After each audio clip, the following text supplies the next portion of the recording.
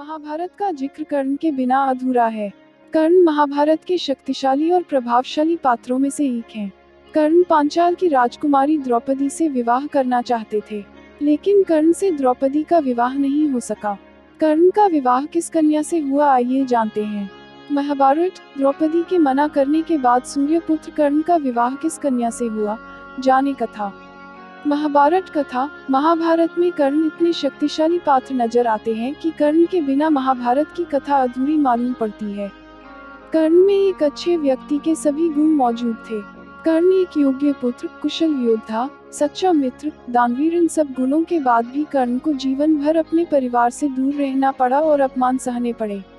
लेकिन इसके बाद भी कर्ण धैर्य और संयम का त्याग नहीं किया।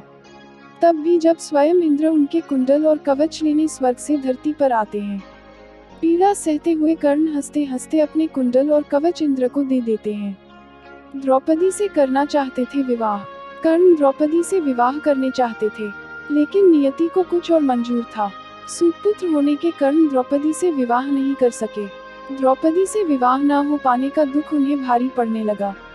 कर्ण का दुख जब उनके पिता आदित्य से नहीं देखा गया तो उन्होंने कर्ण का विवाह करने का फैसला किया। जन्म के बाद कुंती ने लोकलाज से बचने के लिए सूर्यपुत्र कर्ण को जल में प्रवाहित कर दिया था। एक सूत परिवार ने कर्ण का लालन पालन किया, बाद में इसीलिए कर्ण सूतपुत्र कहलाए। आदित्य कर्ण के दत्तक पिता थे, जो रथ निर्माण में निपुण थे। दुर्योधन के सारथी की बहन से हुआ विवाह। कर्ण के पिता ने विवाह के लिए एक योग्य कन्या की तलाश आरंभ की। उनकी तलाश दुर्योधन के विश्वास पात्र सारथी सत्यसेन की बहन रुशाली पर आकर समाप्त हुई। उन्होंने रुशाली से कर्ण का विवाह तय कर दिया। रुशाली बेहद चरित्रवान कन्या थी।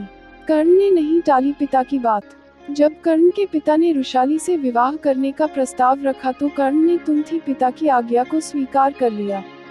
कर्ण एक योग्य पुत्र भी थे। रुशाली और कर्ण का विवाह बहुत धूमधाम से संपन्न हुआ। कर्ण का दूसरा विवाह। कहा जाता है कि कर्ण ने 2 विवाह किए था। कर्ण ने दूसरा विवाह राजा चित्रवत की बेटी इसाम्बरी और उसकी दासी धूमत सिंह की सूत कन्या पद्मावती सुप्रिया से हुआ था।